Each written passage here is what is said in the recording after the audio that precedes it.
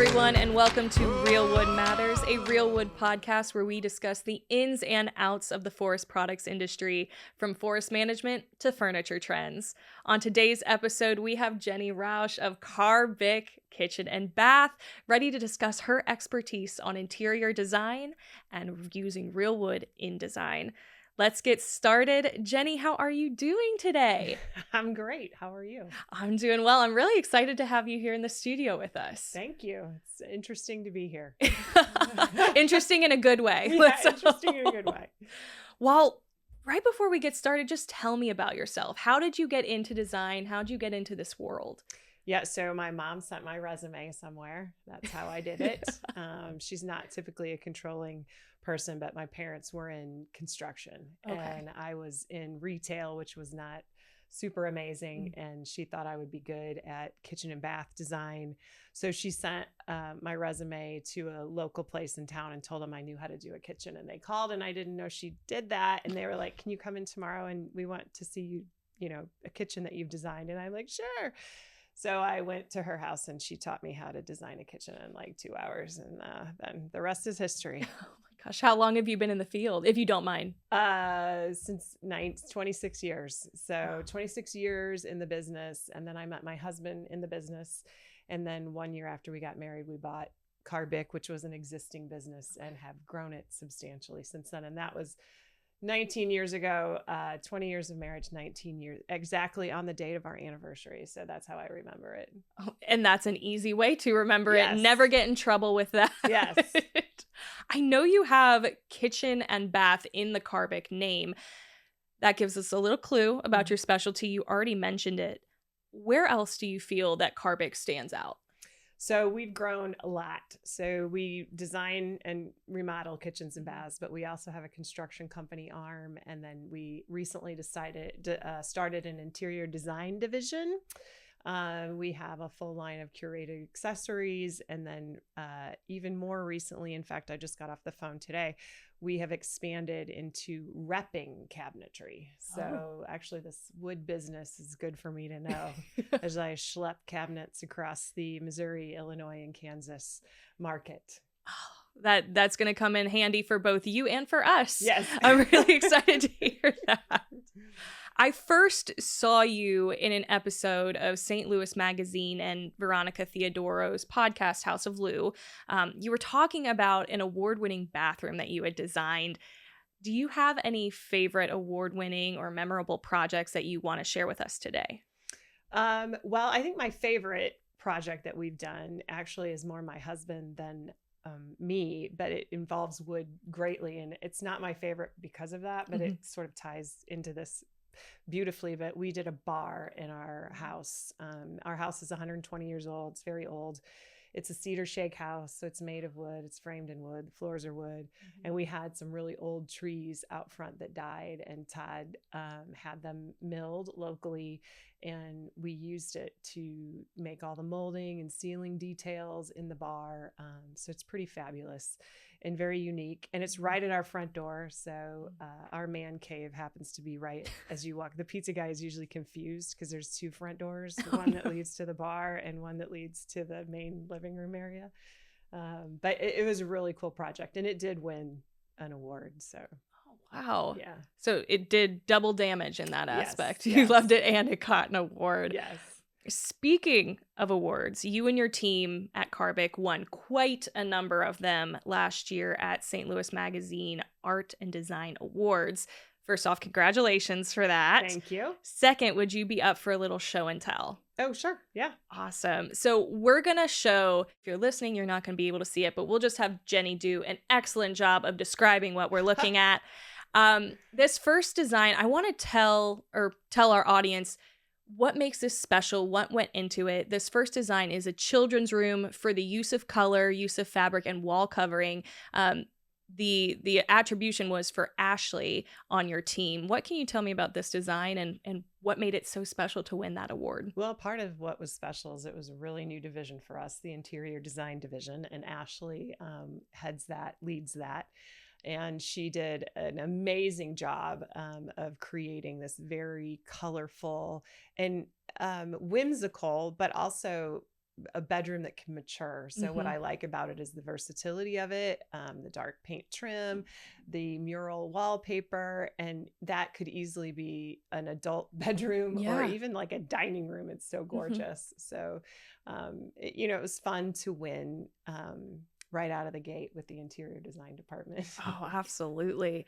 Moving on to this next one, it's the dining room. And I cannot tell you how many times I've looked at this photo just because I love it. Yeah. What can you tell me about this one? Well, that's a crazy one. That's actually a Kirkwood mid-century modern house, which is really fun. It feels like you're in the woods. It's floor to ceiling windows everywhere. And I love this client. He's a friend of mine and he just lets me do whatever I want. So I picked this kind of terracotta color cabinet, made the wall cabinets not have a back so that the wallpaper would show through, and just kind of played with texture and design in it. And it was fun because it's not my style, but it was fun to do that style for someone else. And I always like it when they don't care what I do. Yeah, they give you that free reign to really put your artistic chops to the test. Yes. We even wallpapered the ceiling with that. Oh, wow. Sort of riveted wallpaper, which is kind of cool. Very, very cool. I just absolutely love that. This next one was a specialty room, and it is one of my favorites because of your use of green. And anyone who's watching will know that I typically wear black on podcast days, but green is another favorite of mine, and I see a lot of it in this, what looks like a washer-dryer room. It's a laundry room, and that is another, I love this project. We did a full remodel of their second floor. Their house is kind of the sister to my house on the street. Okay. So they're right across the street from me. They have also a 120-year-old cedar shake. And we put wood on the ceiling so that I wanted to bring that wood tone into the room, and painted the cabinets that kind of really cool green color, used wallpaper, painted the trim, and then did the checkerboard floor. Oh, I love that. I really do love, and you already mentioned this, the wood on the ceiling, that kind of wood paneling. What can you tell me about that? Do you know what kind of wood it is? It's probably Missouri wood. Most likely. I mean, love to hear that. I did that on purpose. It's just an oak, traditional beadboard paneling that we stained similar to the color of the doors in the house. So they have kind of a walnut, old doors in the house. And, we wanted to make it feel old and a little bit cottage-like. And the ceiling detail really, really sets off the room. And it warms it up, without that warm wood tone. The room might feel a little colder. I think I'd have to agree. I definitely would. This next design is a traditional bath, and this is actually the one that you were talking about on House of Lou when I found you. I didn't find you, but you know what I mean. And you were talking about this wood vanity. And typically, at least in my very small amount of expertise and experience, I wouldn't expect wood in a bathroom, but it goes so well in here. Well, this is right across the way from that lovely laundry room. You can actually see them layered together. And the reason I suggested the wood in here was because I knew we were going to get the paint on the wainscot paneling. And I wanted, again, an element of natural wood in the space. But also, it is a lot more forgiving. They have, this is the kids' bathroom. When you paint a vanity, it can chip. It's just a very hard used space. And I know these kids, it's 3 little ones. They're pretty hard on it. It's a lot easier to touch up and fix the stained cabinet than it is the painted cabinet. So from a durability, it's also quarter sawn white oak. So it's a very durable, dense wood. And really almost all vanities, unless they're thermofoil or plastic wrapped, are going to be a wood vanity. It's just whether it's painted wood or stained wood. So, so I just think it's a lot easier to maintain when you have little kids dripping toothpaste. Oh my gosh. Yeah, I've got 2 nieces and they're 9 and 11 now, but I mean, their bathrooms are still a mess. Kiddos just don't know how to treat their spaces. So it's good to know that there's something in there that can be so durable. Yeah. Let's move on to the last in our show and tell here. We've got a traditional interior design, and this, I just love all of the colors in this one. This is actually her own dining room. Whoa. Which is super fun. She is a master at mixing texture and pattern and color, and she's not afraid to do that. So it just creates a really fun space that, you know, the use of kind of that outdoor wicker chair with that farm table, and then all the pattern and color is pretty spectacular. I mean, even the scallops on that little end table and the, you know, bright green mirror that was probably not that color originally. I'm guessing it got painted that color, and the cute little lampshades. So it's just a really well put together space. Oh my gosh, I just love it. For a young family. It's a young family, and you can tell. Like, you look at that and you can tell. In Missouri, we have 42,000 people employed. There's nothing wrong with being a lawyer and a doctor, but we also need loggers, forklift drivers, you name it, truck drivers. You're out in the wide open, out in the open air. You're not sitting behind a desk. The forest products industry really has its arms wide open. So we've talked about it a little bit already, and we've seen it in the designs that we've gone through. You are a fan of real wood in your own personal spaces as well as your professional spaces. Beyond the bar that we talked about, do you have any other favorite projects, personal or professional, where you did use wood? Well, we use wood in just about everything because cabinets are made of wood. But I think when you use different types of wood in unexpected ways, like we have a cottage in Illinois, and we used the wood the kind of scrap off fall wood that they use to make shipping pallets. We had them put a shiplap on that and use it on the ceilings everywhere to give kind of a really rustic look. So that was kind of fun and different way. Or, you know, whenever you can reuse something, like if you reuse an old hardwood floor or you get reclaimed hardwood floor, it adds a sense of age and texture that you can't get with something that's new. So we've done that a lot too. You're beating me to the punch here. I really would love to talk about the benefits of using real wood. And you mentioned one, reclaiming it and having that warmth we talked about and some durability. What are the other benefits in your mind of using real wood in so many different projects, especially when compared to the fake wood lookalikes? So I think one of the things is real is a lot more forgiving. So if you damage it, it's fixable and repairable, especially when you're talking about a floor. We know how it's going to behave because it's a material that we've used for centuries. So it's not some newly fabbed, engineered something or other that might not do what it's supposed to do because it's not tried and trusted. I mean, I think that's a big deal. So I've seen a lot of material that they, you know, like siding. Siding is, you know, vinyl siding is supposed to be, you know, forever and easy to maintain, but it fades and it can crack. And, you know, generally it just looks like crap. Sorry to everyone out there that has a vinyl sided house, but you know, we have a wood house and we have wood trim and we have, you know, a wood cottage that has wood. And there is maintenance to it, but there's maintenance to everything. And it's just the longevity of it and the predictability of it is really amazing. Plus it has, you know, Mother Nature is creating the grains and the textures. And, you know, that's not something that humans are very good at reproducing anyway yet. And, you know, you don't need the extra trim pieces and figuring out how to finish an edge. It's just a lot easier to create when you're using real wood than it is when you're using some sort of synthetic product.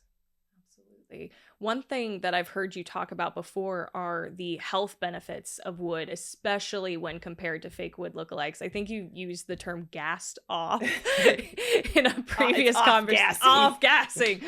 Switch the words around. Yeah. But yeah, I've definitely heard you use that term. What can you tell me about that and our viewers too? Yeah, well, anything that's manufactured or produced is chemicals, right? So everybody's so worried about the health and well-being, but they don't think about all the chemicals we drag into our house with, you know, produce things. Like we use luxury vinyl flooring all the time, but it does off gas for the first, you know, couple of months that you're there.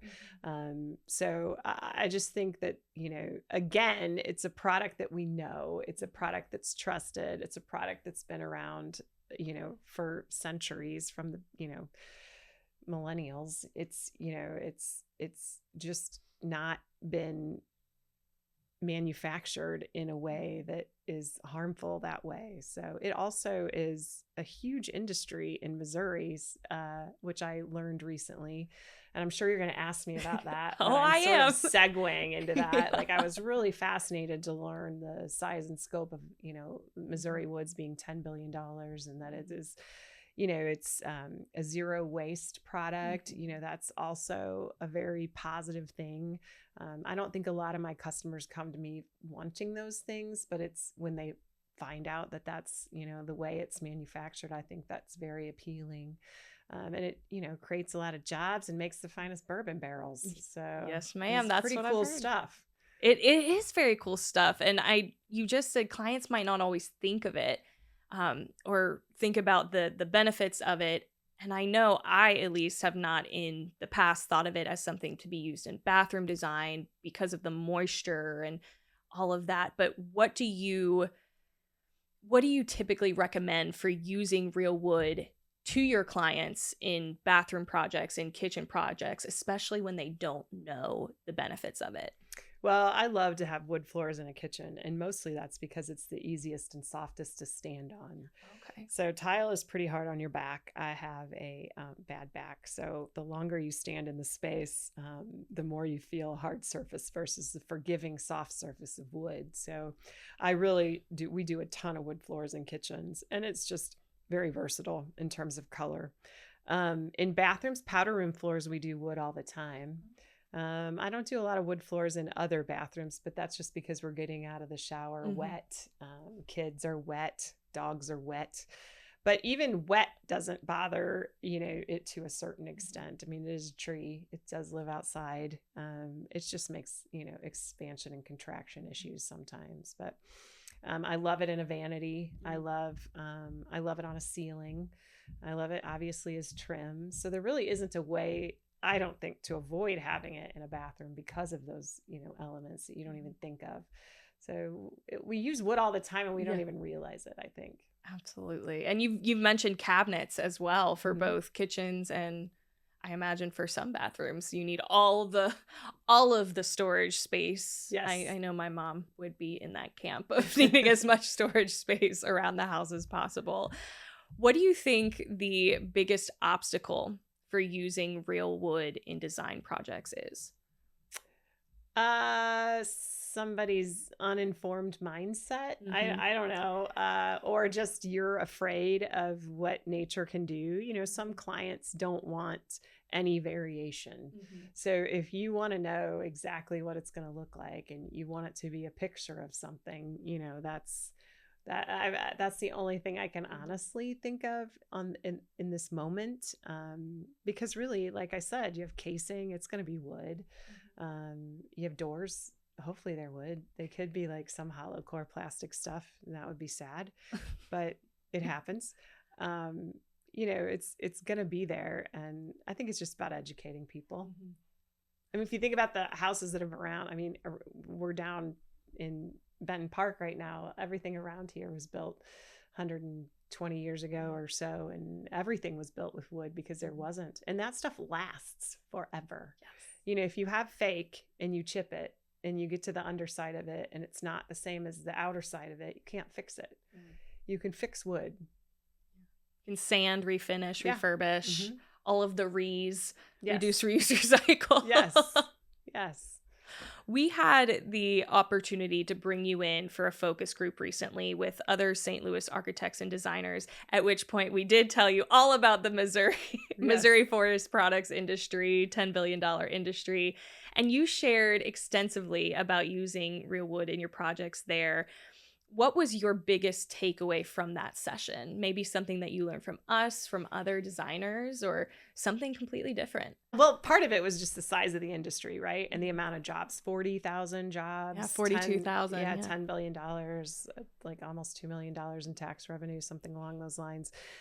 That's really impressive to me, and something we should absolutely support. And that that Missouri forests are prime for, lumber companies because they naturally replant themselves, and it's actually healthy for them. They don't clear cut really. They go in and pluck out trees, and I do know a little bit about that from a part-time volunteer job that I had that involved managing forests for a minute. That was totally off topic. No, but it's so relevant. It gives just even so more random background and relevant. Yes. And so it's so important to take out the non-native trees and allow the forest floor to have sunlight, to, allow the plants to grow so that the animals that live in the forest have the proper food for the region. So I don't think people really understand or realize that. And there's a lot of stuff in the forests that isn't natural that shouldn't be there, like the honeysuckle and some of the maple trees, I believe. Anyway, so yes, I fed into that very well, and I loved hearing that. And surprisingly, I did not know that it was such a big industry in Missouri. Yeah, it's kind of like a sleeper industry from my understanding, and there are so many different facets of it.